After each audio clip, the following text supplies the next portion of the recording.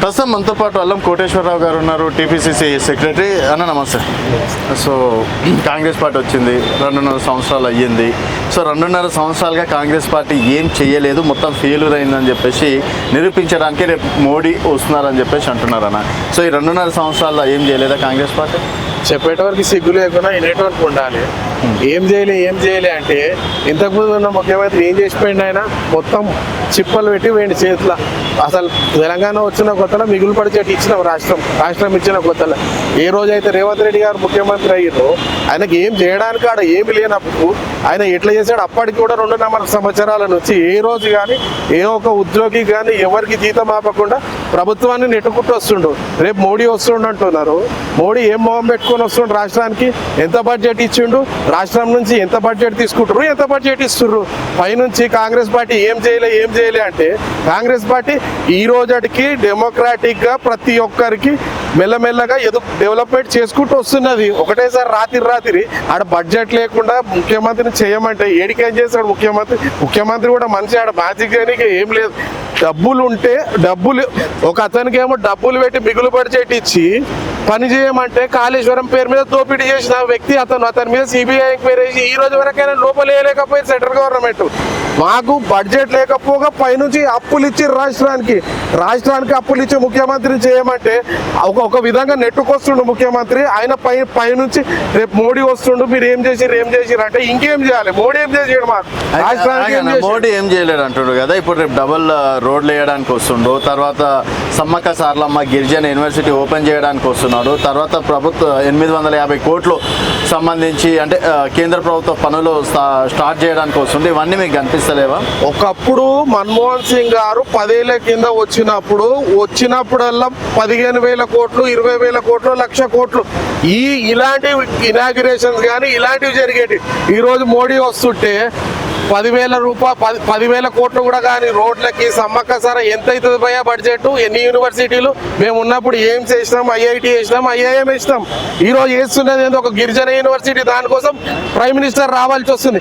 మేము చేసిన చెప్పుకోలే, ఏదో ఒకటి ఈ కమాబ్దో చేసిన దానికి చెప్పుకోనికే ప్రైమ్ మినిస్టర్ వస్తుండు. ఇది సిగ్గుచేటు ప్రైమ్ మినిస్టర్ రావడం. దీనికి ప్రైమ్ మినిస్టర్ అనేటోడు వస్తే ఒక 50,000 కోట్లు, 20,000 కోట్లు, లేకపోతే ఒక ఎయిమ్స్, ఒక ఐఐటి ఇలాంటి వాటికి మేము మా ప్రైమ్ మినిస్టర్ ఉన్నప్పుడు, మా కాంగ్రెస్ పార్టీ ప్రైమ్ మినిస్టర్ ఉన్నప్పుడు వచ్చిన రోజుల వస్తే ఒక 10-15 వాటికి శంకుస్థాపనలు చేసేవాళ్ళు. వస్తే 2-3 రోజులు తీరిక దొరికేది కాదు. ఈ రోజు 1-2 వీటి కోసం శంకుస్థాపన కోసం ప్రజాధనం వృధా చేసి ఖాళీబిలి ప్రైమ్ మినిస్టర్ వచ్చి షో ఆఫ్ చేసుకుంటాడు తప్ప అంతకు మించి ఏం లేదు. ఆయన పూటకొక సూట్ వేస్తాడు, పూటకొక కలర్ వేస్తాడు, అన్ని బటవాజ్ మాటలు మాట్లాడి పబ్లిక్ ని చూతే బానించడానికే తప్ప దీని వల్ల తెలంగాణకు ఒరిగేది ఏమి లేదు. ఇది ఓన్లీ ఎలక్షన్ స్టంట్. రేపు రాబోయే రోజులలో ఎలక్షన్లో గెలవడానికి ఇది ఒక ఏమంటారు, పూటకో వేషం అంటారు ఇది. అయితే మీరేం చేస్తున్నారు? 2.5 సంవత్సరాలుగా మీరు చేసినటువంటి అప్పులేండి? సరే, కేసీఆర్ అప్పులు చేసిండు, కేసీఆర్ కాళేశ్వరం కట్టిండు, కేసీఆర్ అప్పులు చేసిండు, కేసీఆర్ కలెక్టర్ ఆఫీసులు కట్టిండు, కేసీఆర్ మెడికల్ కాలేజీలు కట్టిండు, కేసీఆర్ సెక్రటరియట్ కట్టిండు, కేసీఆర్ ఇంకేదో చేసిండు అని చెప్పేసి చెప్పుకోనికి ఉంది. రేవంత్ రెడ్డి గారు 2.5 సంవత్సరాలుగా ఏం చేసిండు, ఎక్కడ ఇటుక వెళ్ళి? నేను అదే చెప్తున్నాను, మీరు మళ్ళా ఇంటలేదు. రేవంత్ రెడ్డి గారు చేద్దామంటే అప్పులు చేస్తుండు కదా. రేవంత్ రెడ్డి గారు కూడా అప్పులు చేస్తుండు, రేవంత్ రెడ్డి గారు కూడా ఎన్నో హామీలు ఇచ్చిండ్రు. ఇంకోటి ఎలక్షన్స్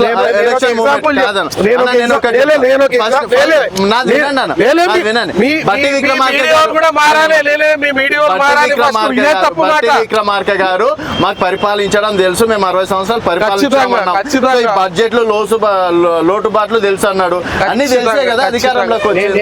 తర్వాత ఇప్పుడేమో అప్పులైనా అది మీరు ప్రజలను మొత్తం నేను అదే చెప్తున్నా. నేను చెప్పేది ఏంటంటే ఇప్పుడు ఇద్దరు క్యాండిడేట్లు, ఇద్దరు కొడుకులు, ఒకనికి నువ్వు 5 కోట్ల రూపాయలు ఇచ్చి వ్యాపారం చేయరా అన్నది ఒక ఎత్తు, ఇంకొకరికి రూపాయి ఇవ్వకుండా పైనుంచి అప్పు పెట్టి 5 కోట్ల అప్పు పెట్టి నువ్వు వ్యాపారం చేయరా అంటే ముందే తెలియదు అప్పులు ఉన్నాయని. కుర్చీలో కూర్చునే దాకా తెలియదు అప్పులు అప్పటి వరకు వాళ్ళు ఇవ్వలేరు కదా. ప్రతిపక్ష నేతగా మీరు ఆ మాత్రం తెలుసుకో. వాళ్ళు ఇవ్వలేరు కదా. ఉచిత హామీలు ఎట్లా ఇస్తారు?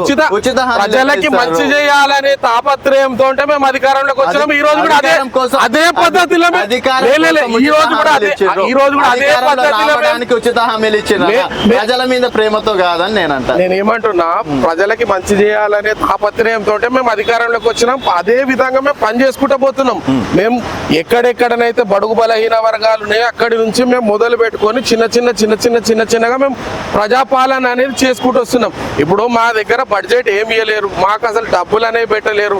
మాకు మొదటి 6 నెలల వరకు మాకు పరిపాలన చేయడానికి తీవ్ర ఇబ్బందులు ఎదుర్కొన్నాం. మేము అధికారంలోకి వచ్చినా అడ్మినిస్ట్రేషన్ తెలియక కాదు, అట్లా చేసిపోయింది కేసీఆర్. ఇప్పుడు 10 ఏళ్ల క్రితం ఉన్న బిల్లులే ఈ రోజు మేము ఇవ్వాల్సి వస్తున్నది.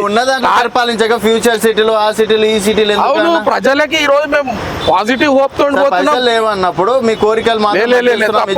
మేము బయట దేశాల నుంచి పెట్టుబడులని రాబడుతున్నాం. దాని వల్లనే ఫ్యూచర్ సిటీ అని పెట్టినాం. ప్రజలకి మాది ప్రజాపాలన, ప్రజలకు మంచి చేయాలనే. అది మేము కేసీఆర్ లాగా కుటుంబ పాలన కాదు, కేసీఆర్ లాగా దోసుకొని మేము ఉన్న దాంట్లో మేము ఉన్నదాన్ని మేము మెరుగుపరుస్తున్నాం. మేము రాత్రికి మేము మ్యాజిక్ చేయలేము. మా కాడ ఏం పెట్టదు మేము ఎట్లా చేస్తాం. అయినా కానీ ఎవరికి లోటు లేకుండా, రాష్ట్రంలో ఎలాంటి లోటు లేకుండా ప్రతి ఒక్కరికి ప్రతి దగ్గర మేము పాలన చేసుకుంటూ పోతున్నాం.